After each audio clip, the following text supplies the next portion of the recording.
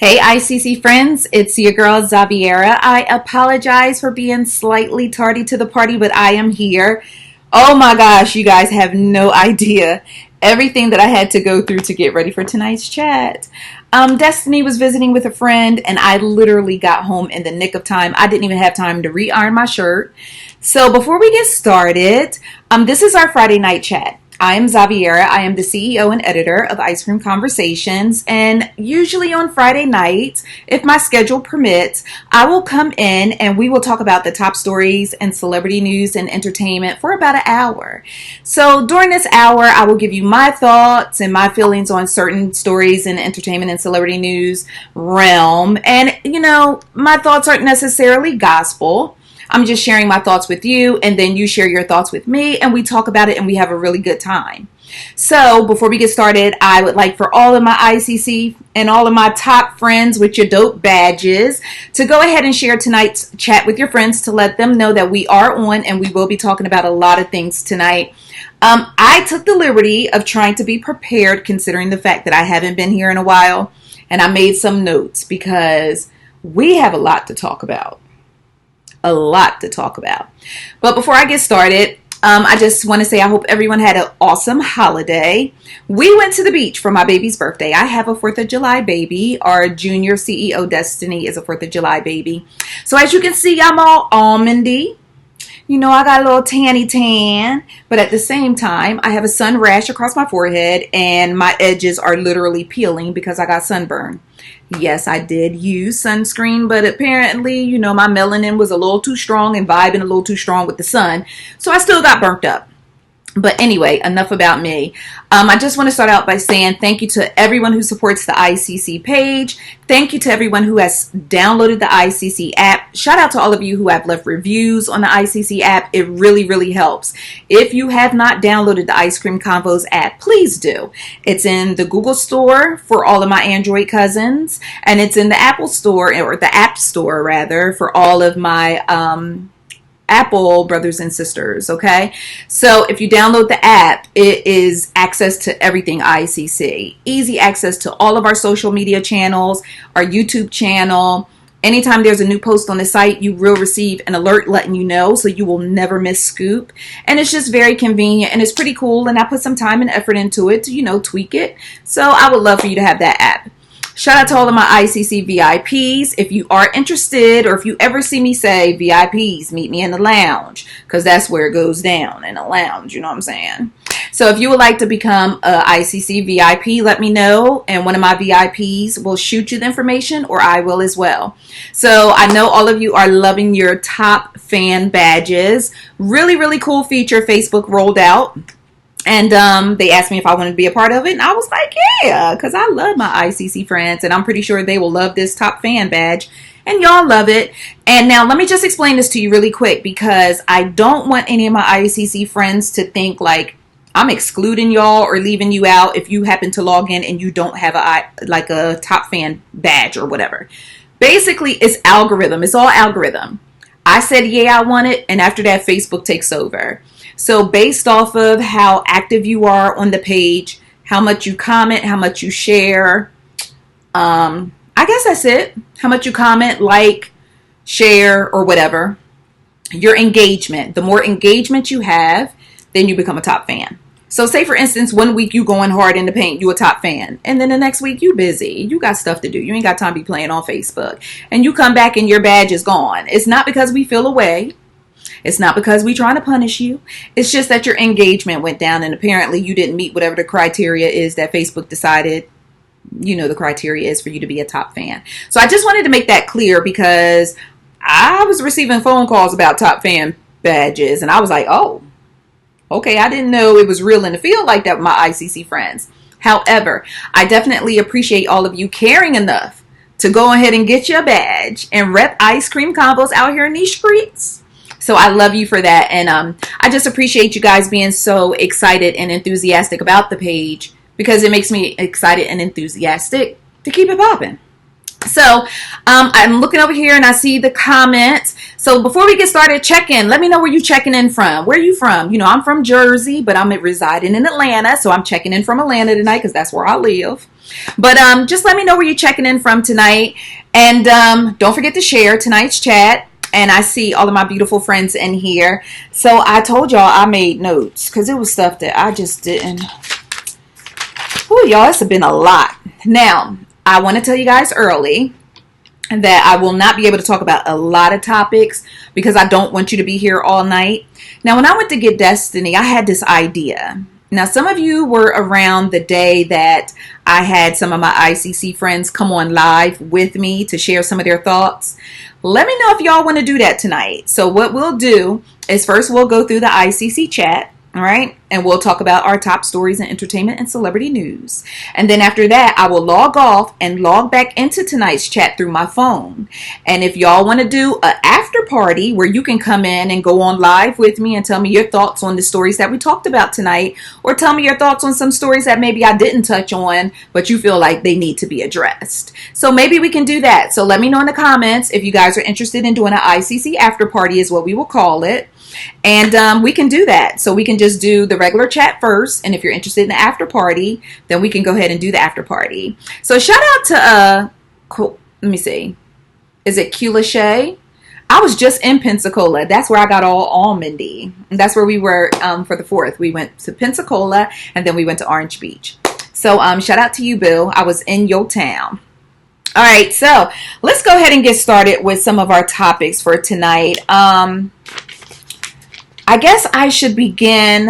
It's only right if I begin by, expressing my condolences to Cameron Boyce's family. Cameron Boyce is the Disney star. I came to love Cameron on Jessie because my Desi loves Jessie. Hey, Jessie. Woo! Yeah. So we used to watch Jessie all the time, and that's where I came to know and love Cameron Boyce. If you haven't heard, Cameron passed away in his sleep. From what we understand, he suffered from epilepsy, and he had a seizure in his sleep, and he passed away.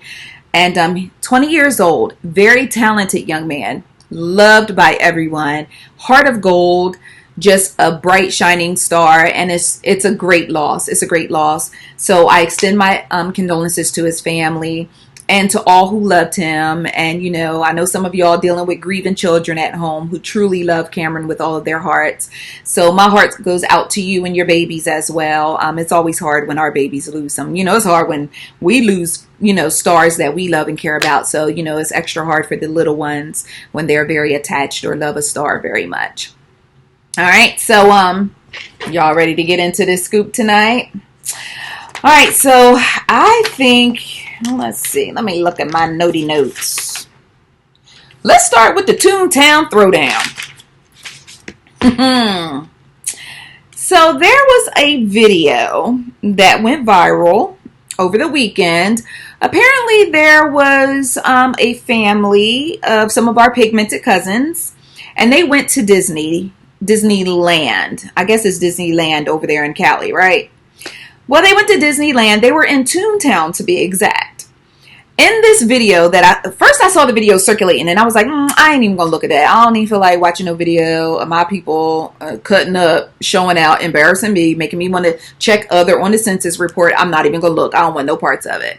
But then one of my ICC sisters brought it into the VIP lounge and was like, did y'all see this?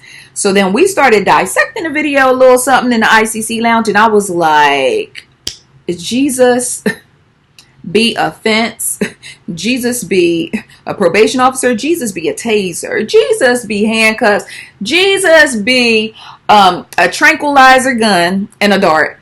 That was absolutely ridiculous. So if you have not seen this video, or if you don't know what I'm referencing with the Toontown Throwdown, a family, Disneyland, Toontown, apparently I'm assuming they all came there together because they look like they were a familial unit, but something went terribly wrong. And there was a dude in a reddish orange shirt. It just depends on the coloring on your laptop or your phone. I'm going to go with a red shirt. Then there was a gentleman in a white shirt. And then there was a juicy mama in a white tank top. I believe it was a white tank top. And then there was another young lady in like a tan tank top, and she had braids. Then there was Nana, and then there was backpack cousin. I'm going to call her Dora. because she had the backpack. Okay, so there were some babies in a stroller, and then there was a toddler walking along. Well, the video opens up, because I'm going to describe this like a movie pretty much. The video opens up with Juicy Mama in the white tank top arguing with this gentleman in the red shirt, and then she spits in his face.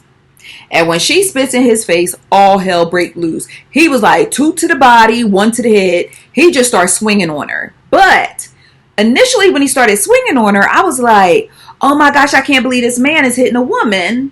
Then I was like, wait a minute, is he one of the kids? Because, you know, most dudes be like squared up, like boom, boom, boom, boom. He grabbed her and was like, you know, that's how we fight. You know what I'm saying? Some of us ladies, you know, my cousin taught me how to box. But what I'm saying is, you know, he grabbed her by her braids and he doing this. Like, So I'm like, oh, okay. So that's why he feel comfortable fighting her, because he wanted the kids and he feel comfortable fighting her. So then the dude in the white shirt come over. We're going to call him the weakest link, because he ain't got no hands. I mean, even if you gave him both of yours, he wouldn't have no hands. So he comes over and attempts to, I guess, protect his lady. Oh, first things first. After the dude bopped the lady, or they started arguing, she takes the stroller and just shoves it away from her and was like, get my kids. And just, the stroller is just rolling away. So I'm like, okay. So then she comes over and she starts fighting the dude. Well, here comes weakest link, her man in the white shirt. So he comes over to try to fight dude in the red shirt. I'm going to call, what can I call him? Oh, I can't call him that because it's some people that may be offended by that word. So she said, Wale. We're going to call him Wale. It's whatever. Okay, Janet, we going with it. So dude in the red shirt, we're going to call him Wale. Only because he had little small dreads. Okay, no disrespect to Wale. So we're going to call him Wale. So the weakest link comes over and starts trying to fight Wale. So now Wale's boo in the tank top, we're going to call her Minnie, since we at Disneyland. So Minnie comes over in a little beige tank top. She gonna try to help her man. Okay, so now we got 2 couples fighting, right? So she comes over to try to help her man. So weakest link turned around and was like, well, I can't, my arms seem to be too short to box with Wale, so I'm just gonna bop Minnie in the face. So he turns over and bops Minnie in the face. I guess that was on some get back, since Wale punched Big Mama in the face. So he punched her in the face, so now Wale really wilding. Like, oh, you hit my bitch. You hit my... And I'm like, that's your lady. Because, I thought you was one of the kids, because you was fighting like this, not like this. So he was like, oh, you hit my big, you hit my big. I was like, oh, that's his lady. Okay, it's all coming together now. So meanwhile, he goes over and he starts trying to put the paws back on Weakest Link. Weakest Link ain't want no smoke. He really didn't want no smoke, but his wife wanted all the smoke. But I don't know if she really had the stamina or the asthma or whatever, but she was trying. Well, here come Nana on the scooter. So Nana coming over on the scooter. Y'all stop it. Now, meanwhile, picture it, the baby's hollering, and people, now they're drawing a crowd of bystanders like, what is going on out here? So Nana rolls up. So Nana starts getting off the thing, and I'm like, Nana, don't get off the scooter, Nana. Ain't nothing you can do, Nana. Don't get off the scooter. Nana gets off the scooter. God darn it, Nana wasn't listening. So Nana gets off the scooter. So Nana comes over, and Nana is trying to be like, y'all stop it. So now Big Mama and Minnie about to square up. So Nana is right here near them. So when Big Mama and Minnie start squaring up, child, they done knocked. Nana just sprawls clean out like this. Oh, Lord Jesus. Nana just fell out and just rolled over on the ground. So now Nana on her back, her little purse on the ground. I'm like, Lord, Nana is sprawled out. So now backpack Dora like, Lord, they done knocked Nana. I'm sorry. I don't mean to laugh, because there's nothing funny about Nana being sprawled out in the middle of Toontown. But Nana was sprawled out like Life Alert sprawled out, like I fall and I can't get up sprawled out. Meanwhile, but Nana fell so smooth, like Nana fell in slow motion, like she wasn't about to hurt her head or scrape her elbows. Nana just went down real slow like this. And so now Dora in backpack, she like, oh, y'all done knocked Nana down on the ground. Oh my God, y'all done knocked Nana. So now Minnie done ran back to Nana. She was like, oh my gosh, Nana, did I hit you? So she runs back over to Nana and she trying to help Nana up. But meanwhile, you know, Big Mama still want to fight. So then Weakest link in the white shirt, he done got the babies in the stroller. He going this way. Because he through dealing with it. He told Big Mama, come on. Come on. So now they going this way. So now Minnie like, oh, y'all done knocked Nana down, this and other. So Minnie goes running down there to fight some more. So now Wale goes running down there behind Minnie. And he grabs her by her hair like Captain Caveman. I was like, hold up. He grabs her by her hair like Captain Caveman, drags her back up the way. He drags her back up the way. So now, they done got Nana back to her feet, but she just noodle legs, right? Nana like, oh, Lord Jesus, oh, Lord Jesus. So Dora in her backpack, she trying to hold Nana up. So Nana on some, oh, Lord Jesus, Lord Jesus. So I guess they trying to get Nana back to the scooter so she can skirt on out the park. So they trying to get Nana back to the scooter. So Wale walks up and was like, Mama, you good? You good? So then Dora, a.k.a. Snitch, she need to be swiping no swiping because she straight snitched on Minnie. So then Dora was like, and she done hit Mama. He turned around. He was like, Wale was like, you hit my mama?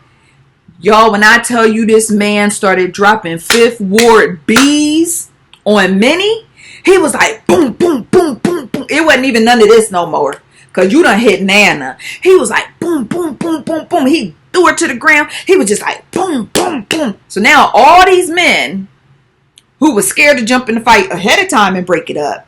Now all these men done came in. They done swooped down on Wale. They got Wale in a chokehold. They got Wale around the waist. They literally like, remember in Avengers Infinity, like when they all jumped on Thanos at one time? That's pretty much how it went down. They all jumped on Wale like how the Avengers jumped on Thanos when they was trying to get that gauntlet off his hand. So they all jumped on Wale. They got him on the ground. And now Minnie, he literally, I don't even think Minnie knew where she was at. Because I'm telling you, the way he beat her up, either she got a head of steel or her mental, like she quick thinking, because they would have had to take me out on a stretcher. The way he beat her up, she popped right back up and was like, I was just trying to help you. What you mean? Girl, listen, I just need to pause for the cause. If a man or a woman beat me up like that, somebody gotta die. Somebody got to go see Jesus tonight. Somebody got to meet with the Lord at the pearly gates, if that's where you're going, where you can meet with him up there and then he can decide if you can stay or if you need to take the elevator down. But somebody got to go meet Jesus. If you beat my ass like that in the park in front of everybody, somebody got to go meet Jesus. So anyway, he beats her down. He gets up. He on some, I'm ready to go to jail tonight. I was like, bro, you're definitely going to jail tonight. But if it was me, you'd be going to meet Jesus. It would be a different jail. It'd be Jesus instead of jail. So he's like, I'm ready to go to jail tonight. It was a pure... I'm trying my best not to call these people the N-word. Because it is nothing... It was so despicable. It was so disgusting. It was so low class. It was nothing... It was like... You know how Amber Rose do the slut walk? This was a gutter snipe party. It was just a gutter snipe jamboree. It was terrible. I have not seen a display that ignorant in quite some time. And I'm kind of blessed that I didn't. But y'all, that video, I was literally nauseated at the way Wale was just punching women in the face. He was like, bloop, bloop, bloop. It wasn't nothing to him to put his hands on a woman. And then I thought to myself, if both of those men, because you know, Weakest Link was out there, he punched Minnie in the face too. If those men would put their hands on those women and punch and fight those women like that in public, can you imagine the way they beat on them at home? Can you imagine the way they fight those ladies at home? The way the women fight each other? And Nana looked like she wasn't. Nana looked more like, don't do this here. She ain't look like she was shocked. Those women didn't even look shocked that the men was punching them in the face and swinging on them like they was in a third round of a boxing match on Showtime on Saturday night. Those men I was just hoping and praying that some OG was in the crowd that ain't had nothing to lose. I was hoping it was an OG in the crowd that had nothing to lose, that just stepped up and beat the brakes off of Wale and just stretched him smooth out in the park and had him on his back, Life Alert style, like Nana. I couldn't believe they had Nana sprawled out in the park. They had Nana sprawled out in the park. So here's where it gets interesting. Security finally shows up at the very, very end after all the people in the park. Number one, how you fighting at the happiest place on earth? Like, what kind of misery in your soul don't Ayana be doing like this? It's in here, beloved. You got to bring it up in here. Like, where you at in here on my Ayala that you throwing down at the happiest place on earth? You fighting in front of kids. Some Puerto Rican girl had them picked up some of the babies and just walked off to safety. Like, it's ridiculous. And then I felt for those children. Like, those kids can't pick their parents. Those babies stuck in that family until they old enough to disown them. It was just such a display of pure, unadulterated ignorance. I was literally nauseous. I was like, where's the Pepto? I know we got Pepto in here. I was literally nauseous when I saw the way that man was beating on them women. I was like, where is an OG when you need one? That would have been one time if the police showed up and started popping caps. I'd have been like, because it was egregious. It was just pure, just the bottom gutter sniping. It was terrible. It was terrible. But so fast forward. After all this stuff goes down over the weekend, the Anaheim Police Department says that they reached out to the family that was throwing down in that park. They reached out to Wale, Weakest Link, Big Mama, and Minnie, Nana too, and Dora the Explorer, aka Swiping No Swiping the Snitch. Do you know them Negroes had the nerve to say, that wasn't us? I'm sorry, I'm sorry, a fight at Disney? No. What fight is this that you speak of? No, we weren't involved at all. These fools had no idea that the whole damn fight had went viral. They trying to sit up and tell the police that they weren't even fighting in the park. And the police was like, oh, okay, well, we'd like you to check out this little video right here. Now, this is the part right here where Nana gets off the scooter and falls out Life Alert style. These fools said it wasn't them. So the police said initially they only had word of mouth, but then once the video went viral, they now have video evidence of and I mean very clear video evidence. And so now they've turned it over to the prosecutor, and the prosecutor is trying to decide whether or not to charge them. What is there to decide? I would already have them in jail by now. Everybody involved should have went to jail for child negligence and child endangerment, for disorderly conduct, for assault, because you spit on somebody, that's assault. Now, let me rewind real quick, because when Big Mama spit on that man, y'all, listen, y'all got to keep y'all spit in y'all mouth. Y'all got to, listen, it's people who done died because they spit on somebody. Keep your spit in your mouth, because spit is actually assault. I did not know that spitting on somebody was considered assault, but it is. So I'm not saying that Wale had the right to go 2 to the body, 1 to the head on Big Mama, but Big Mama had no right to spit on that man. I am a firm believer of women. Don't put your hands on no man. And men, you better not put your hands on no woman. Keep your bodily fluids to your goddamn self, unless you're in a horizontal position and doing the pants down dance around, then you can share whatever it is that you choose to share. But keep that to yourself. Keep it to yourself.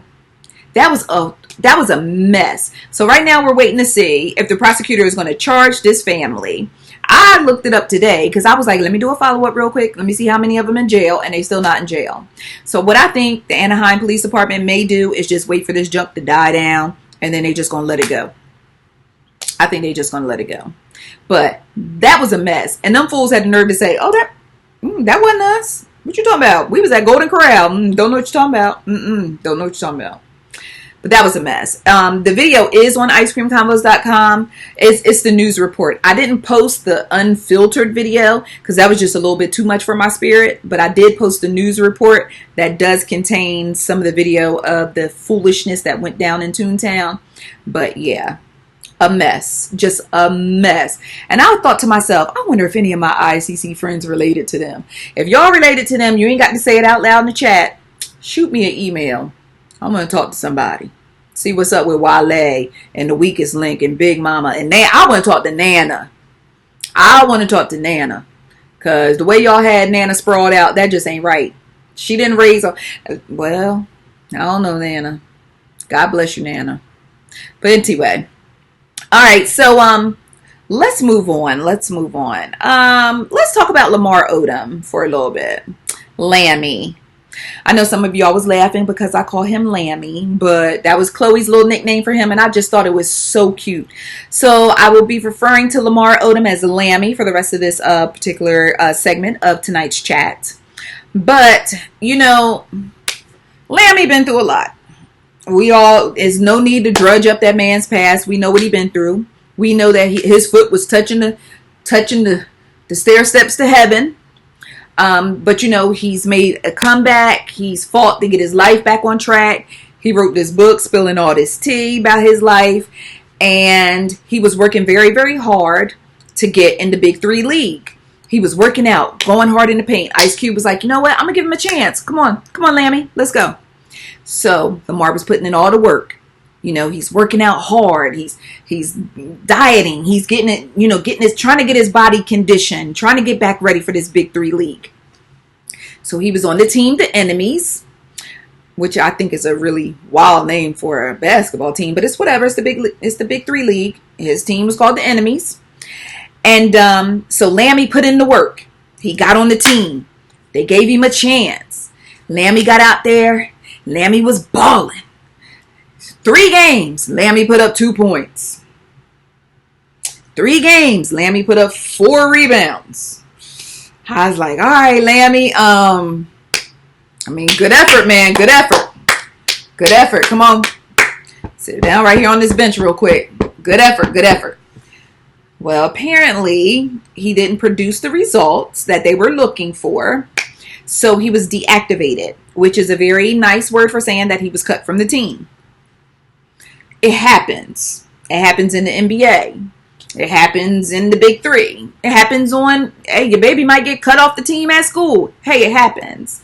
But Lammy was upset because we found out he was cut from the team. At the same time, he found out he was cut from the team. Lammy found out he was cut from the Big Three League on Instagram. Like in a post when people was talking about it. And that's how he found out he was cut from the league. And today he took to Instagram and he was like, I was embarrassed. I'm disappointed. He was like, I found out I was cut from the team same time y'all did on Instagram. And so he just basically went on to say that he was very appreciative for the opportunity. He knows that, he still has a lot of work to do to get his body back where it needs to be. And listen, quiet as kept. Can we just thank God that the man is alive, for starters? You know what I'm saying? A lot of us wouldn't have came back from where Lamar went there. And he made it back. I know a lot of people who didn't.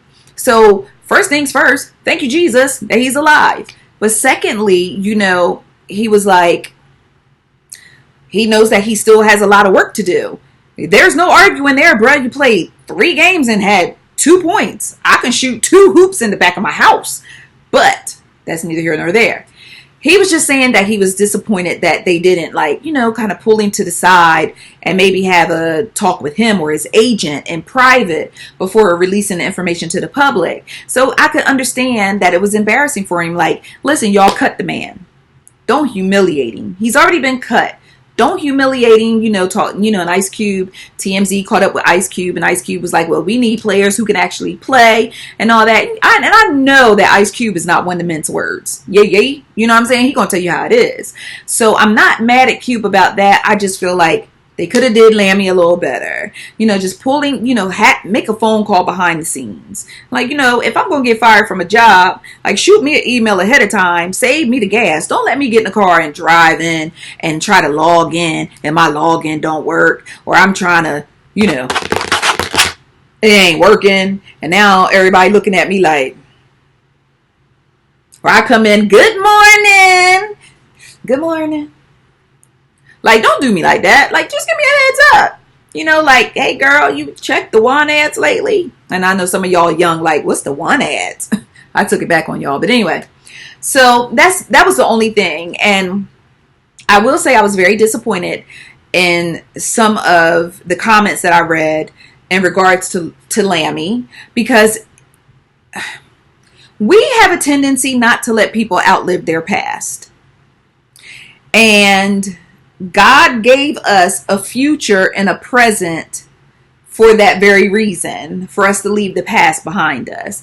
And, I said Lammy got cut. Well, I'm saying, he a crackhead. It might be the crack. And it's like, y'all, like, when are we going to allow people to outgrow their mistakes or outgrow their past or outlive their past? Like, imagine if every time you did something, somebody threw the worst thing you ever did in your face. Be like, oh, dang, I spilled that Kool-Aid. Yeah, just like that time you spilled that crack and went to jail for 3 years. Dog, I spilled some Kool-Aid on the carpet. Like, that was like 13 years ago. Can I just clean up the Kool-Aid? Like, we have to learn to let people move past their mistakes. That man about died. We don't need to remind him about whatever he did in the past. I'm sure he lives it and he's reminded of it daily. So y'all just be kind of conscious of that. Stop throwing people past up in their face like none of us made mistakes or none of us got skeletons in our closet. It's not cute. It's just not cute and it's not a good look. Just always be trying to throw somebody past up in their face. Okay?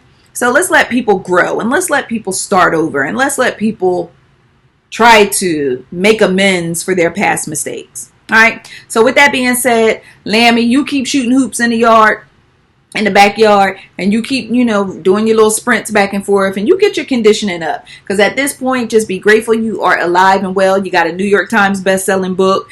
Chloe done forgave you. Y'all cool. So just be happy and just, live your best life and be a great dad to your kids. Sometimes we have to let the basketball dreams go. You know what I'm saying? I used to be a double dutch champion, but I can't jump double dutch no more. Not on a championship level. I still give your kids the smoke. Okay. Don't get it twisted. But anyway, Spinderella is suing Salt-N-Pepa. Spinderella went to her lawyer, got that lawsuit, and was like, push it. Push that lawsuit paper right across that table. Was like, excuse me. Salt-N-Pepa and Spinderella, this whole situation is very, very disappointing to me. As someone who wanted to be the fourth member of Salt-N-Pepa, for someone who learned the entire dance routine to their live performances of Push It, I'm just very disappointed that this is where we are in the year of our Lord 2019 with Salt-N-Pepa and Spinderella. But I ain't mad, because if somebody owe you some money and they not paying you your coins, do what you got to do. I'm never going to tell somebody, oh, just chill when it comes to their money. Not never. You ain't going to never catch me doing it. Nope. I'll never tell somebody just chill. And so the thing with Salt-N-Pepa and Spinderella is suing Salt-N-Pepa for, I said Salt-N-Pepa, excuse me. I violated the hip hop community. Salt-N-Pepa. Spinderella is suing Salt-N-Pepa for unpaid royalties, breach of contract, fraud, and some other things. So, unpaid royalties. Salt-N-Pepa been receiving, some coinage for performances and for, live performances and so on and so forth. They ain't passed not a coin off to Spinderella, allegedly. Salt-N-Pepa, I don't know. Maybe I want some pepper. I don't know. Salt-N-Pepa also, allegedly, they are misleading fans who come out to see them perform. Fans are buying tickets to come out and see them perform, thinking they're going to see all three ladies. Like, yo, baby pop. Yeah, you. Come here. Give me a kid. Yeah, no. Spin ain't there. So that's fraud, because if I tell you that someone's going to be there and they're not really going to be there, and you buy a ticket expecting to see 3 people and you're only seeing 2, that is technically fraud. Breach of contract, self-explanatory. So here's the thing with Salt-N-Pepa and Spinderella that really bothered me. I didn't watch that ladies' night show because just wasn't interested. Not even going to lie to kick it. Wasn't interested. I mean, it's SWV. I still love me some Coco. Which is Coco and Friends. I mean, we all know it is what it is. But Salt-N-Pepa was on there as well. Peppa turns me completely off. I can't do it. There's something about her that just, it wrangles my spirit on the inside. I can't do it. I can't do it. So I did not watch the show. But when this information about Salt-N-Pepa started coming up, and, you know, when Peppa spoke out about them firing her and all that, I was like, well, you know what? Let me take a peek and see what's going on. I found this one clip, and I think I posted a link to it in the story about Spinderella suing Salt-N-Pepa.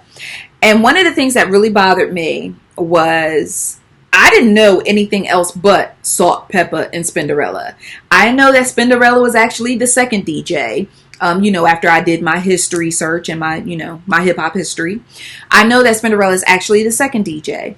I know that Spin is the DJ. Salt-N-Pepa are the rappers. So they're like the front women, and Spin is holding it down in the back. But everybody knows in the hip hop culture, it's always the rapper and the DJ. You had Eric B and Rakim. You had Jazzy Jeff and the Fresh Prince. Okay. Should I go on? We had Rob Bass and DJ Easy Rock. We know how this goes, right? There's always a rapper, and then there's a DJ. So it was Salt-N-Pepa, and it was Spinderella. But when Salt-N-Pepa get on their high horse, they act like Spinderella was like, you can either be here or you can't, because either way we're going to be good. And some of the fans feel the same way too. Like, well, I mean, Spin don't be rapping Push It, but Salt be rapping her verses, and, you know, and Spin be doing her, you know, was it Salt-N-Pepa? They be doing their little whatever. But, and some, you know, but they just treat her like she's the weakest link. They treat her as if she doesn't contribute anything to the legacy of Salt-N-Pepa. They, you know, Salt told her real fast, we've been in this thing. And I was like, oh, the audacity. So I understand why Spin got tired. I mean, I understand. But it's just very sad. Instead of it being, you know, the three amigos, it's a deuce and a quarter. Like, what y'all doing? Like, it's just not cool. I don't like the way that it went down. But Spin, they act like Spin wasn't doing her thing too. So I just don't understand. I just don't understand. I don't understand. But, you know, a lot of times people outgrow each other too. People outgrow each other. And Spin, get your money. It could be Salt-N-Pepa, but you get your coins. Make sure you get your coins. So I was very disappointed with that. Next, I would like to, let's see how, 37 minutes in. Okay. So, y'all, R. Kelly got so many charges, y'all. I can't even keep up with him. Like, I don't even know what's new charges, what's old charges. Like, R. Kelly got so many charges, y'all. Like, at this point, it's just like, choose your charge. Knick-knack, paddywhack, give a dog a charge. I mean, your man's is going down. And I know it's some of y'all that's still waving y'all R. Kelly flag and y'all still holding R. Kelly down. But let me tell y'all R. Kellyettes, the ship is going down. And it ain't looking good for your mans. R. Kelly got arrested again last night. They scooped your man while he was walking his dog. He was like, do you mind? Just poop over there. Yes. Homeland Security came and arrested R. Kelly. They didn't send the Chicago PD. They didn't send like the little deputy. They sent Homeland Security to get your boy. R. Kelly in some deep, deep shiznit. It's very deep. But for me, I'm like, well, it's just an accumulation. Listen, it's almost like a lawsuit. Let me just put y'all on the game real quick. If someone does something to you or infringes upon your copyright or something of that nature, your trademark or whatever, and they do it on Monday, you don't sue them on Tuesday. If they do it on Monday of 2019, you let their ass just keep on doing. You just sit and chill and chill and chill, especially when it comes like to music and movies and stuff. You just let them and just keep selling all that merchandise. Oh yes, just rack up all that money, rack up all that money, rack up all that money using my stuff. And then you sue them once they have built a small empire for you to come and collect. And that's basically what it looks like the police did. They just let R. Kelly go for over 2 decades and accumulate and just keep violating and keep violating and keep violating. And now all the chicken heads, the underage chicks, have come home to roost for R. Kelly. R. Kelly he got arrested last night for federal sex charges in Chicago. A 13-count indictment in Chicago. Then New York was like, hold my beer. New York was like, okay, we about to drop an indictment on R. Kelly for racketeering, kidnapping, child pornography, sexual exploitation, forced labor. I was like, kidnapping. Oh, I see what y'all doing here. I was like that meme, the dude from The Wire, like, oh, I see what y'all doing right here. Y'all, they racking up so many charges. Now, mind you, R. Kelly already was sitting on 11 charges of 11 sexual assault charges. So now, on top of the 11 sexual assault charges, he's been hit with a 13-count indictment of federal sex charges. And then New York dropped another indictment on top of that. Like, it was so many indictments on top of indictments on top of indictments on top of indictments. I was like, good Lord. And then I started going through the indictment. But you know, I'm not a legal eagle. I got people that do that for me. But I started going through and I was like, let me see if anything in here jumps out at me. Anything jumps. I saw Jane Doe 1, Jane Doe 2, Jane Doe 3, Jane Doe 4, and Jane Doe 5. They are charging R. Kelly.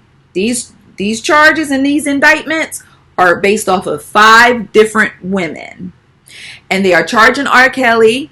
And they said in his entourage, I don't know if they're actually going to charge the entourage, but basically they're charging R. Kelly for doing things like going on tour in, you know, outside of Chicago, Texas. He goes on tour in Texas. He meets some little girls or some underage girls, and then the homies scoop her up, and then they go get him a hotel room, and then R. Kelly come in and R. Kelly assaults them or whatever. But you know, he does whatever it is that he does to the girls, and then he goes to the next city. But then he might like the girl from Texas, but he done went to LA. So he flies the girl from Texas to LA. Oh, that's sex trafficking because she underage. So they catching your boy up in all different kind of ways. They got 5 different Jane Does. And they said in the indictment that the grand jury knows the names of the Jane Does. I guess they figured it was these indictments are public record. So they want to protect the Jane Does. So they just listed them as Jane Doe 1, 2, 3, 4, and 5. Man, listen, I can't. I don't know. It might be a wrap for R. Kelly.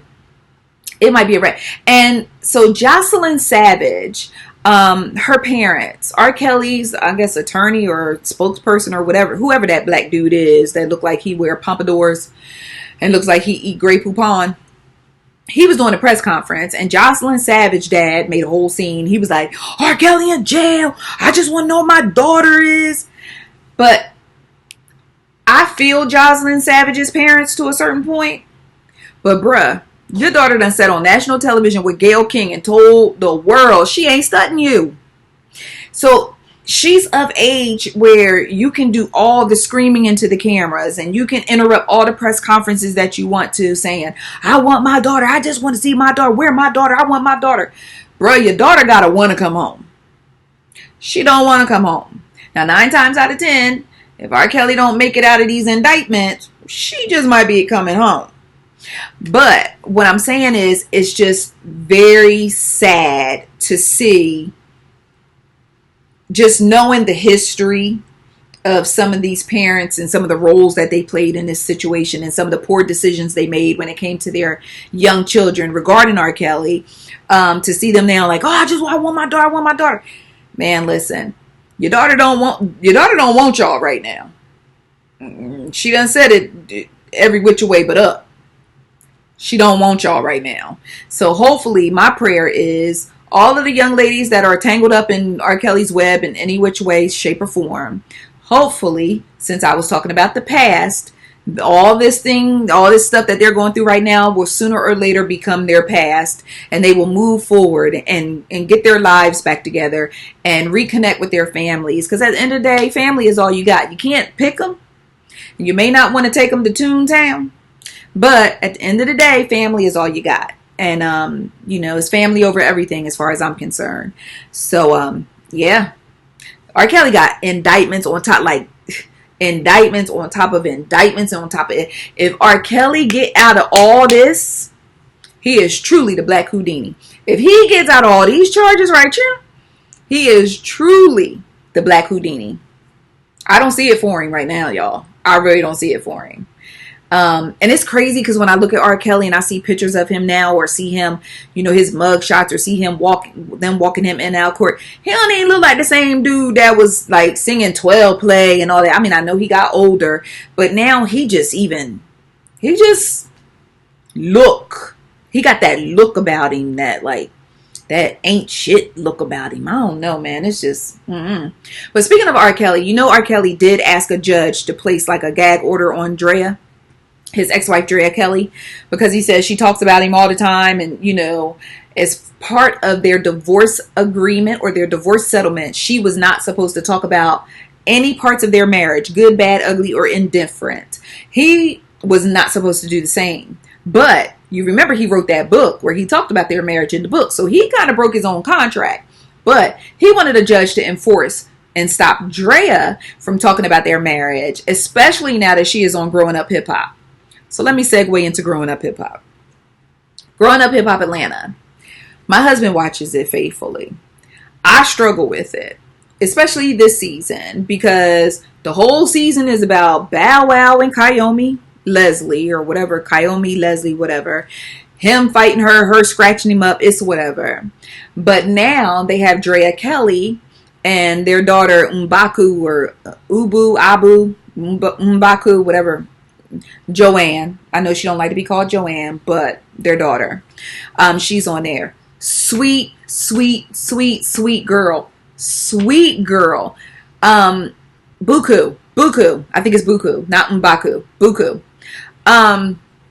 Sweet girl. And I tried to watch Growing Up Hip Hop twice. I actually tried to watch it today because I wanted to come on and talk to you guys about it tonight.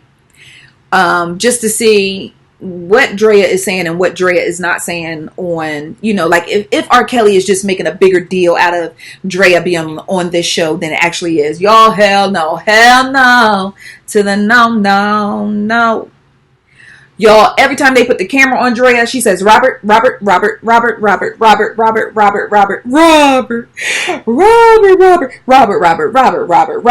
said, what the whole hell? That one, every time that camera get in that woman's face, she say Robert.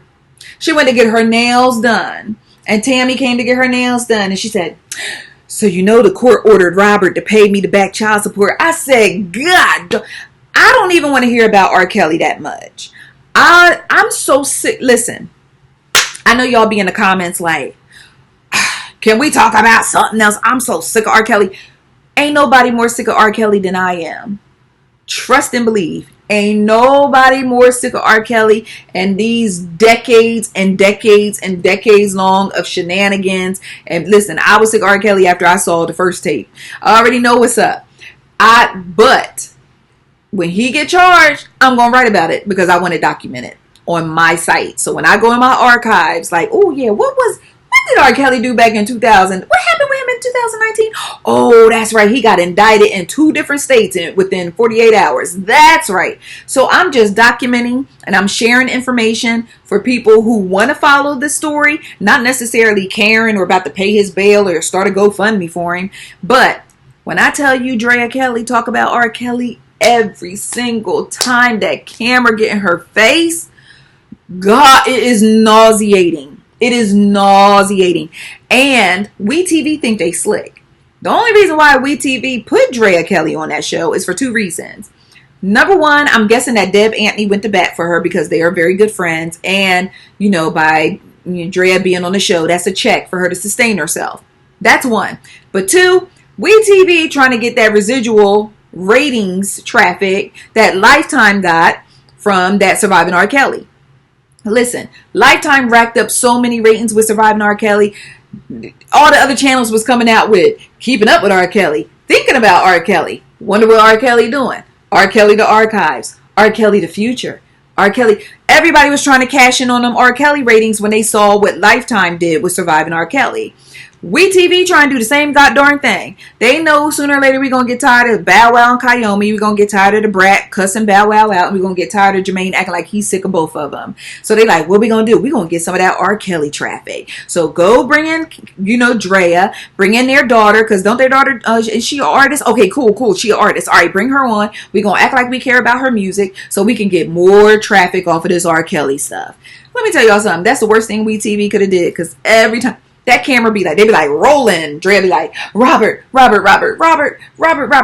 The first scene that I saw myself personally, Drea called Buku.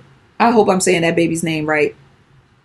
Drea called Buku to tell her that the court ordered R. Kelly to pay child support. Her daughter said, Mom, I really don't even want to talk about this. Child Drea was like, yeah, but you know, they finally made Robert pay that. Mom, I really don't want to talk about him or this. Yes, baby, but they finally made him that. Ma'am, your own daughter, you know, the one that evacuated your birth canal and is now a grown woman, is telling you on national television she don't want to talk about R. Kelly, and you keep talking about it. The very next scene, she came in the girl's room with some hot chocolate. Hey, boo. Two minutes later. I just hate what your daddy did to us. Are you serious? I couldn't finish the show.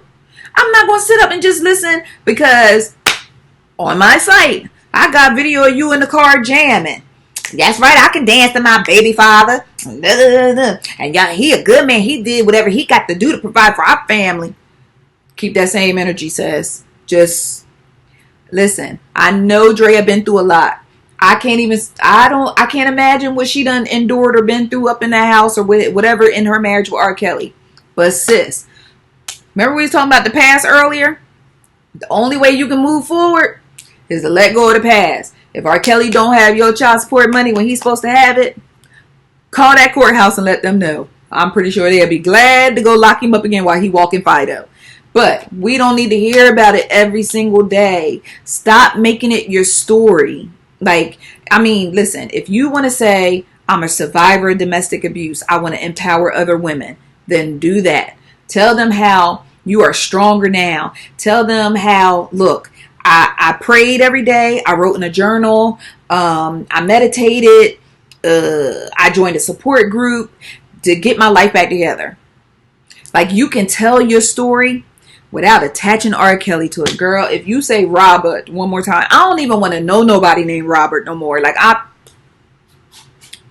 you know what? Next Thursday, I'm going to turn it on and get one of them clicker things. And every time she say Robert, I'm going to just click, and see how many times she say Robert in one episode. Don't believe me? Just watch. And it's sad that she doesn't realize the only reason why she was invited on that show is to talk about R. Kelly, because he in a world of shit right now. And that can be her storyline. It's whatever. But yeah, I'm going to let y'all keep growing up hip hop. I'm good. I'm grown. And I know where to find my own hip hop. I ain't got to watch nobody try to grow up in it. It's a show called Growing Up Hip Hop and everybody grown. What is we doing? Anyway. All right. So, let me look at the time. Okay. I'm pushing it. But the last topic I want to talk about tonight is, y'all know what we're going to talk about. Miss Tanisha Foster. And I have a whole page of notes for Miss Tanisha Foster, but I'm going to not try to make it lengthy because I know I can talk a lot. And I appreciate y'all for being patient. I see some of y'all been rocking with me for most of the evening, so thank you very much. So go ahead and start kind of letting me know now if y'all are interested in doing an after party. And, you know, just write after party if you're down. And if I look over and I see after party, then I know we're doing after party. Let's talk about Tanisha Foster. Before I talk about Tanisha Foster, I want to begin by saying that the thoughts and opinions that I am about to share are mine only. In no way are my thoughts and opinions meant to disrespect Nipsey Hussle and or his family. What else I want to say, just so y'all know where I am with this. Yeah, so by no means anything I say is meant to disrespect. I am on the outside looking in, so I'm not going to speak from my chest like I know anything that I'm sharing with you to be fact. I'm just going off of what I've seen in court documents. Okay, so with that being said, oh, it looks like we're going to have an after party. All right. Well, we're going to do an after party. All right. So let me just begin by saying Tanisha is known on social media as China Hussle. She is the mother of Nipsey Hussle's 10-year-old daughter, Imani. A beautiful little girl. Lord Jesus, beautiful little girl. Yeah, let me go ahead and cross my legs and get comfortable for this. Oh, my little, see my billions pillow? I have so many thoughts. So where do I begin? Let's begin with today. So today we learned that Tanisha filed new court documents basically stating that Nipsey Hussle's family has cut her off financially. Now we already know that Nipsey's family and Tanisha have been going back and forth to court seeking guardianship of Imani. Based off of the fact that they are even going back and forth to court, it's very murky as to what custody agreement, if any, was in place before Nipsey's passing. From what I understand, Imani primarily lived with Nipsey because Nipsey even talked about taking her to school every morning and how he would talk to her and tell her how she was supposed to be a leader and how she was supposed to be strong and smart and she was beautiful and she could do all these amazing things. He always talked about their little talks on the way to school every morning. So that led me to believe that she was primarily living with him. But I don't know what type of verbal, legal understanding or whatever that Tanisha and Nipsey had in reference to custody of Imani. I don't know. But I'm learning more, or basically trying to piece together what I believe to be the case based off of a lot of information that's coming out in these court documents with this ongoing guardianship. You know, Samantha Smith, Nipsey's sister, she stepped out and, filed for guardianship of Imani immediately after Nipsey's passing. And then was it Black Sam? Yeah, the brother. He came in and basically backed her up. So he came in, did his own paperwork, basically backing her up. At this point, I believe even Nipsey's mother has done paperwork to come in, and they're basically stacking, right? United front. And on this side is Tanisha. Okay, so I'm just going to tell you some things. Oh man, my face is breaking out in real time. Don't mind. After Nipsey first passed, I didn't know about Tanisha or China Hussle, whichever you prefer to call her. I didn't know about her at all prior to Nipsey's passing. I knew Imani had a mom, but I didn't know who she was. I didn't know anything about her. After Nipsey's passing, I think some people got upset because of some things that Tanisha has started posting on social media. Now, from what I understand and, checking some archives and things, in the past, Tanisha has wrote some real snarky, shady, messy stuff on social media in regards to Lauren London, in regards to Nipsey still wanting her, in regards to, her still sexing Nipsey. I don't know. Nipsey's not here, so I'm not going to speak on his activities. But I do know those are some of the things that China has said, allegedly said. So I started deep diving into her social media page, just out of curiosity. And a lot of people front for social media, but a lot of people also don't realize how much of themselves that they expose on social media.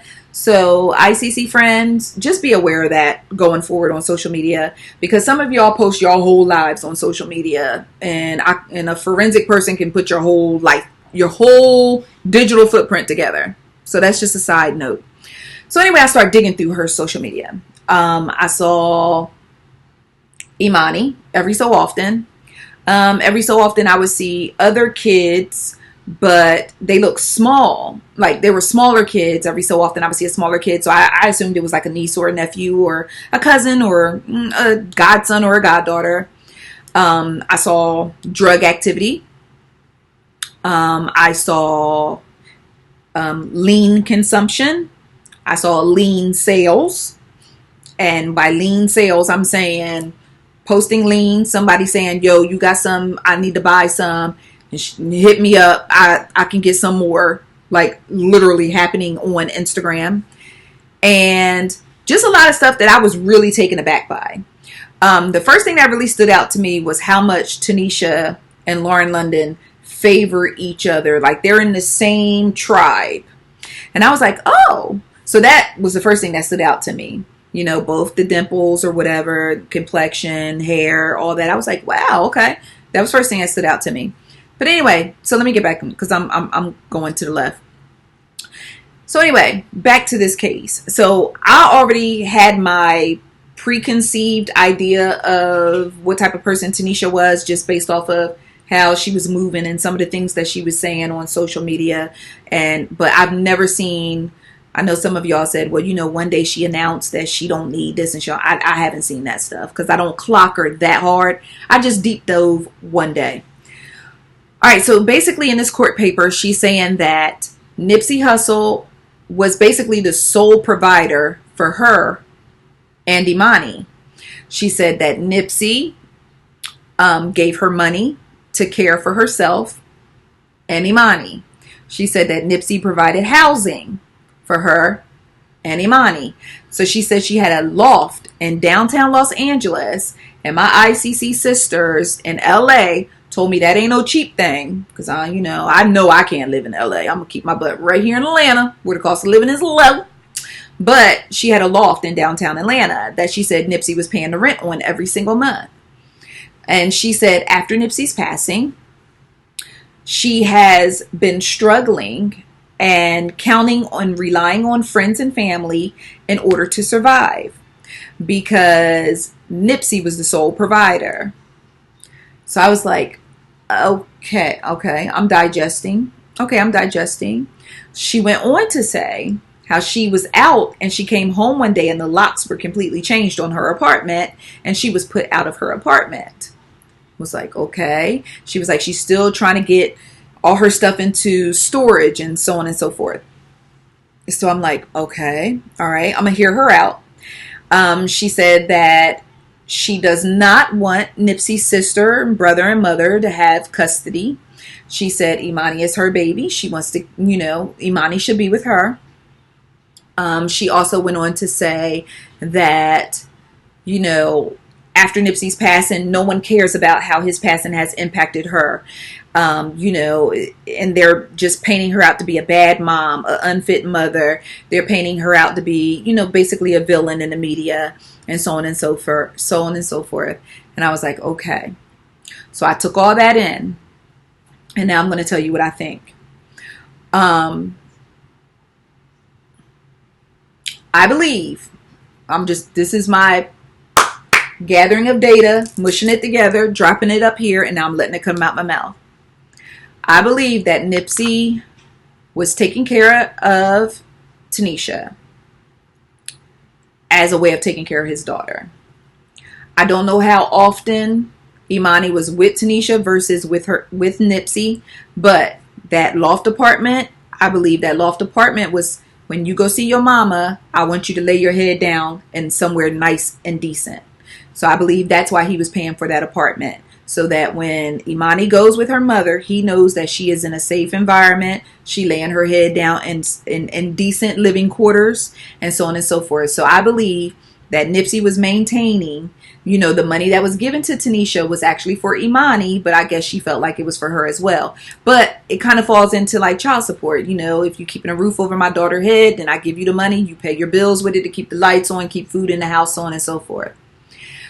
My issue with Tanisha is rule number 1. I tell everybody, including my own children, you do not rely on child support. You do not rely on child support. I'm going to call the money Nipsey was giving Tanisha child support for just lack of a better term. You do not rely on child support. You don't. Child support, I've been a single mother I was a single mother for about 8-9 years before I met my husband. I was a young single mom. When I tell y'all, I have had to survive. So I'm not speaking from a place of privilege or speaking on some looking down on Tanisha type stuff. That's not what I'm doing. I'm speaking from I done been in an apartment that where the light, I had to choose if I was going to keep the heat on or keep the lights on. I'm speaking from, I had to like, yo, what y'all doing? Okay. Oh yeah, I just stopped by to see what's up. Because I knew it was dinner time and I didn't have no money to feed me and my kids. So I would stop by people's house to see what they was doing. What's up? When I knew it was around dinner time. But as a mom, I did not sit and wait on those child support checks to show up. I did what I had to do in order to survive and in order to take care of my kids. And the first thing that I did was get a motherfucking job. That's the first thing I did. Get a job. Get a job. Get a job. Now, I know everyone is not as fortunate as to have a child with, you know, someone they fell in love with, and then he turned out to end up being one of the biggest rappers on the West Coast. Everybody's not that privileged, not that fortunate. But sis, you get a job. Now, I know that other people always mention Tanisha's other children. I'm not privy to that. I don't know how many youngins it is. I don't know how many baby daddies it is. If there are more than one, I don't know. I don't know why she don't have them. I don't know if they. I'm speaking to Nipsey, Imani, and Tanisha. Tanisha, baby, you go get a job. You don't say, well, I'm homeless and I'm broke because Nipsey's family won't give me money like he used to. You don't do that. When Nipsey passed, everything changed. Everything changed. In my feelings, I feel like Nipsey's family probably felt just, their skin probably crawled every month knowing that Nipsey was taking care of Tanisha for the sake of Imani, but knowing that he basically was raising Imani. So I'm thinking the moment, you know, that they suffered that tragedy and lost Nipsey, they said, listen, we just gonna get Imani so we can just cut her off and wash our hands of her. She grown, she could provide for herself. And that's what I believe is happening. She's a mother. I don't like the idea of completely snatching a child from their mom. I don't know how fit or unfit Tanisha is, but based off of the things that I saw on her, just on her social media page alone, if I were a lawyer or if I was a judge, it would not look good for sis. On top of that, you go into court fighting for guardianship, but you tell the court you don't have a place to live. You don't even have a means to provide for yourself and your daughter, but you're asking for guardianship. So you're telling a judge you can't provide for this child because her daddy gone. You're telling a judge that you don't even have a place to rest your head because he was paying for it. And now that he gone, you don't know how to fill out an application and get a job to be able to get housing to provide a roof over your daughter's head, but you want guardianship. Ain't no judge in their right mind gonna buy that. Ain't no judge in his right mind gonna buy that. So my thing is, I don't know who's in Tanisha's corner, but if someone is in Tanisha's corner, they need to pull her to the side. And if she down, they need to lift her up and shake her off and dust her off and say, sis, you need to get a job. You know, you need to get you another place. You need to get some stable housing for yourself and for Imani. If you're trying to bring Imani home full time, full guardianship, you're going to need somewhere for y'all to live. You're going to need a way to put food on the table and clothes on her back. I believe, and God forgive me if I'm wrong, because like I said, I'm on the outside looking in and I'm just telling you what I'm thinking. And I'm not coming from a place of judgment. I'm just coming from a place of what I think. A real huge part of me feels like Tanisha is fighting for custody of Imani, because if she gets custody of Imani, there's a check that comes along with Imani. And then she will be able to maintain that lifestyle or get back close enough to it that she had while Nipsey was here. And she still won't have to work. And she can go back to living in them fire behind apartments and doing whatever else that she been doing or doing, you know, with the lean and all that other stuff. And that's really what it looks like to me. And I hope I'm very, very wrong. I don't doubt for a minute that she loves her daughter. So don't get that twisted. I don't doubt for a minute that she loves her daughter. But if I have a child And I know that if I get custody of that child, there's going to be a check that come with that child versus me just saying, well, you can just go live with your daddy family and I'm just going to have to get a job and make ends meet for myself. I'll get you on the weekends or we'll work out some type of visitation or whatever. I'm saying, because when I went through her social media, when I saw Imani, it looked like visits. It didn't look like a living here type of situation. But again, it's social media. I'm just looking on social media. I'm not there. I don't know. But my thing is, the whole situation is sad. And it's sad. It's sad anytime I hear a woman say, I lost my place and I can't. She said, I can't provide for myself now that Nipsey is gone. That is sad and it's borderline pathetic. Because I feel like there's a motherly instinct that will kick in, or that should kick in, that should make you feel like, boo, I will do whatever I got to do in order to provide for my children and to keep a roof over their head. So sis, you already in the midst of fighting to get your child, but you gonna tell the judge, well, I don't even have a place to live and I can't provide for myself because Nipsey used to give me money.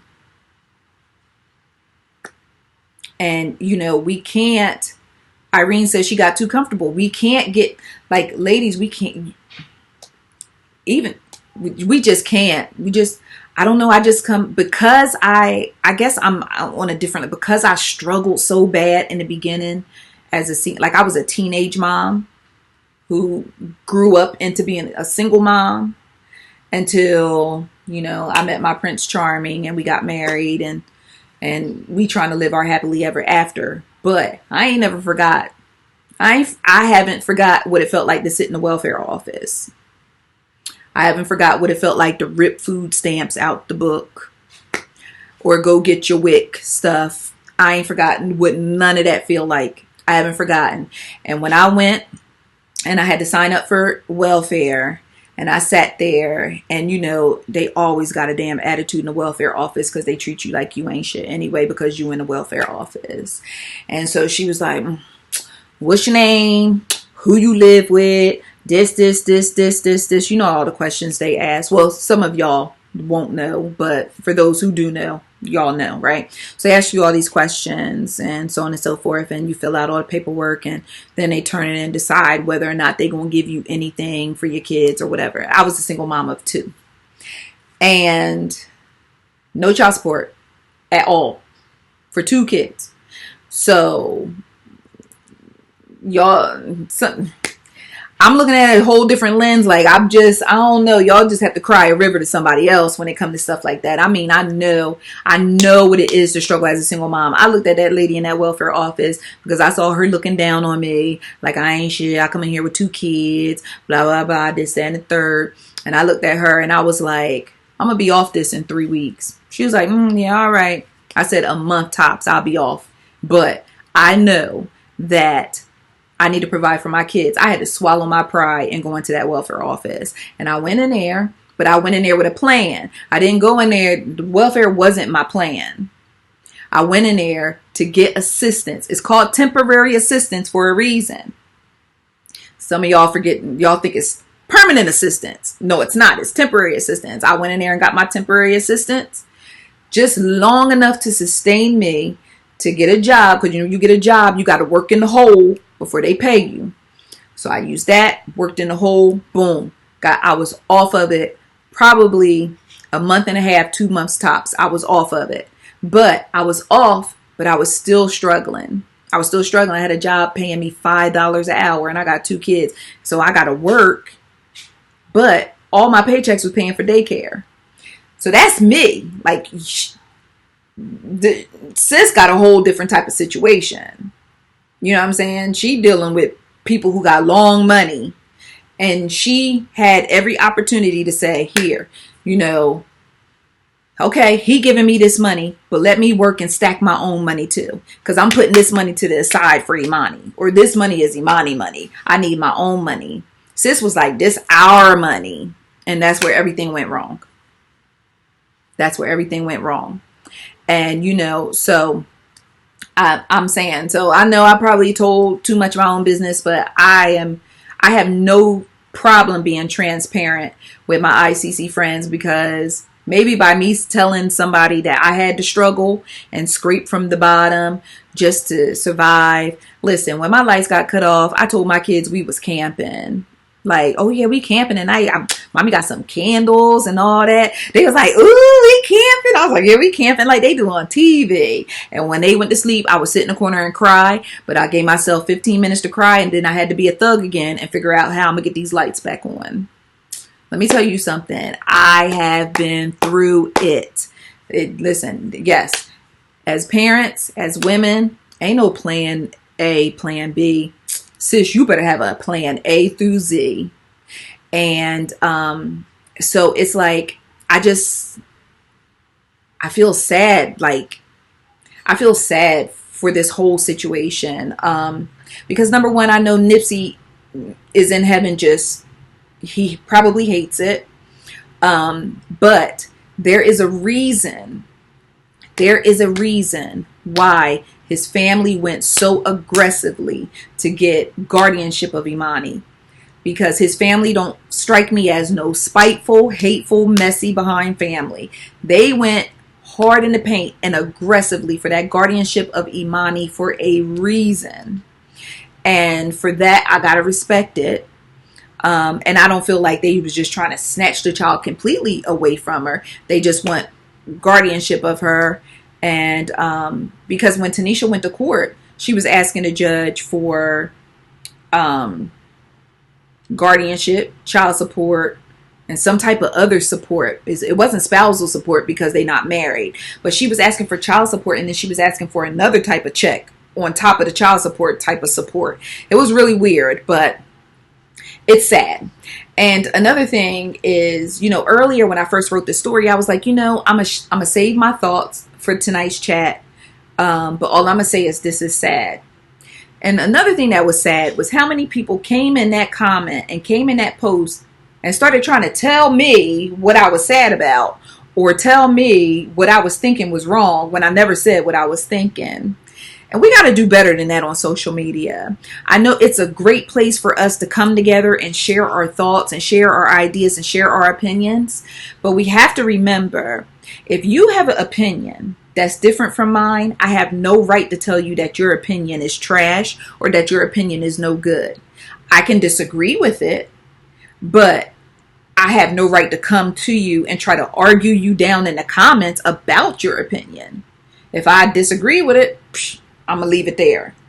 But it just surprised me how many people came in and just started writing 4-page letters telling me, no, it's not sad. I'm going to tell you, ain't nothing sad about this. You don't even know what I was calling sad. So unless you can read my mind, or unless you already think you know what I got to say, like, stop trying to tell me what I think. I'll tell you what I think, because at the end of the day, you only playing yourself. So don't do that. Let's not do that. Because I had to fight real hard not to block some of y'all today. Don't do that. Don't do that. If we disagree, we just disagree. But don't come in. If I write something and this is how I feel, don't come in underneath and tell me I'm wrong. Because even by telling me I'm wrong, it's not going to change my mind. I'm just going to get annoyed. Okay? So, yes, just agree to disagree and keep it moving. If you say something, I have no right to come in. And I've started blocking people last week on the page because I saw where one person wrote something and somebody disagreed with them, and they automatically came in and started calling them a B and calling them stupid and cussing at them. And I'm like, why are you cussing at this perfect stranger for having, like, why are you cussing at this person? You don't even know this person. And you coming in cussing at them because you don't like what they said. Now, sometimes I will ask you to clarify. If you say something, I'm going to ask you to clarify so I can have a better understanding. But I'm never going to attack somebody for what they said. I will ask you sometimes, like, oh, can you please explain this to me? Or why do you feel this way? Or something like that, so I can get a better understanding. But it's never to fight, fight and argue. It's just to get a better understanding of where you're coming from. And then once you give me that better understanding, then either I can accept it or leave it on the table. It is what it is. But I literally today I said a prayer for Nipsey Hussle's family, for China, Tanisha, Imani, because Tanisha got to wake up. And I saw where someone said, was she fighting her other baby daddies this hard for money and for custody? I don't know. But it's a thought. It is definitely a thought. Like, are you fighting hard for all? Or are you fighting for the one who, daddy got some long bread? I don't know. But ladies, have your plan A through Z. And never, never depend on nobody else to take care of you and your kids. Never. If you have a great baby daddy who pay his child support all on time like clockwork, salute that brother. But if that check don't show up, never leave yourself vulnerable. Never leave yourself or your baby vulnerable. Now, in the same token, is some of us who, like myself, I worked, bust my behind the whole time. I was still struggling, and I get that, and I understand that, and that's not lost on me. But just to the best of your ability, never depend on anyone else to take care of you and your babies, to the best of your ability. So that's all I got to say about that. All right. Oh, just real quick, I want to yes, I love that. Oh, I love me some Irene. She said child support is bonus and surprise money. Hell yeah, it was a surprise, because I was surprised. I think I got child support 2 or 3 times within 18 years. And child, when they came, the checks was $10. What I'm going to do with $10? So anyway, that's New Jersey child support system for you. Just one thing that I wanted to clear up real quick. Remember when I wrote the story about the grandpa who, I don't want to say, let me say it the right way. The 1-year-old baby who passed away on the Royal Caribbean cruise after she fell. Okay, so I went back and dived back into that again because I wanted some updates on that. Sometimes I like to go back and find out. So basically, here's what really happened. Initially, when the story came out, they were saying that the grandpa held the baby up and kind of was like, on the side of the boat, I guess, when it was at the port in Puerto Rico, and the baby slipped through his hands. Well, the attorney is saying that's not what happened. The attorney is saying when the boat docked in Puerto Rico, that grandpa, and the little girl's name was Chloe, grandpa and 18-month-old Chloe was in this child's play area that had the glass all the way around it. So it had the railing, but it had the glass around the outside. If you've ever been on a cruise ship, you know exactly what this is. So it's like they have the railing, but they have the protective glass all the way around the room. They were in a child's playroom play area. Okay. Had the protective glass all the way around the room. What is the likelihood that the little girl asked her grandpa to pick her up so she could bang her hands on the glass, because apparently her big brother played hockey. So she used to go to the hockey games and bang her hands on the glass. That was her thing. She asked her grandpa to pick her up so she could bang her hands on the glass. And that whole glass wall, the one that he walked up to, was the window that was open, and he didn't realize it. So when he held the baby up to let her go forward and bang like this, there was no glass. The window was open, and that's how she fell through and passed away. Yo, when I tell y'all, even thinking about this story, I be having to suck it back in, because it just hurt me so bad, because it's bad enough. My grandma said no parent should ever have to bury their child. And then on top of that, I hurt for the parents, but I super hurt for that grandfather, because for the rest of his life that he is here on this side, He was the last one that was holding that baby. He is the one who picked her up and put her up to that glass that wasn't there. And he has to live with that. And then it's the dynamic of, do the parents feel away? Or, and it's very, very, very, very, very tough. And so I just ask people to, at least once a day, I pray for people I don't even know, because that's just what I do. I write stories about people, or I read y'all comments, and sometimes people share, personal things in the comments. I just be praying for people at the drop of a dime. Like, I be praying for people like I'm shooting text messages to Jesus, like, help her, Lord, send. Wrap your arms around them, Jesus, send. And so that one hurt me really, really bad. And then they released a picture of the baby, and I was really done then.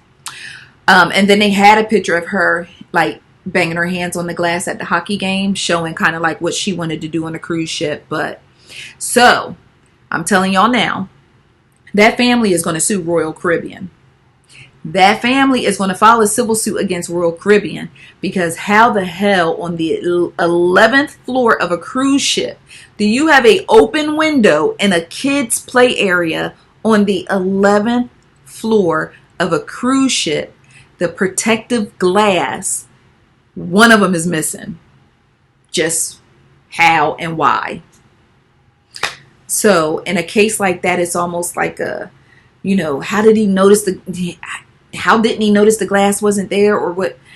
Sometimes they say God don't make no mistakes, and things that I don't know, you just try to wrap your mind around things like that. But I pray for that family so bad. I pray for them so bad. And I pray that they're able to heal. They're able to grieve. From what I understand, they flew back home from Puerto Rico yesterday with the baby's body. And so it's tough. It's tough. It's tough. That's a tough one. Real quick, say a prayer for Stevie Wonder, because he's getting a kidney transplant in September. And say a prayer for August Asalina. Y'all know I call him August Asalina.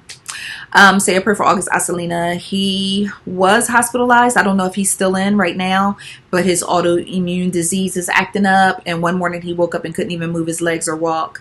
So, and he looks so different. August just goes through it so much. So say a prayer for August. Okay.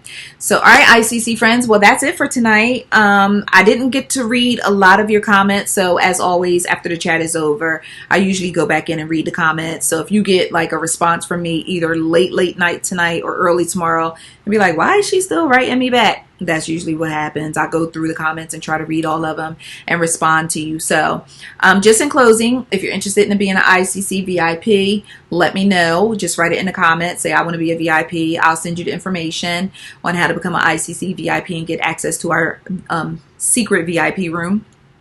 Also, be sure to download the ICC app. You can also become a VIP through the ICC app. The link is right there in the app. What else? Download the ICC app. Please subscribe to our YouTube channel. I don't know why I'm getting tongue-tied all of a sudden. Please subscribe to our YouTube channel. And, we're on Instagram too if you want to go over there. I give more attention to Facebook. I'm just be honest.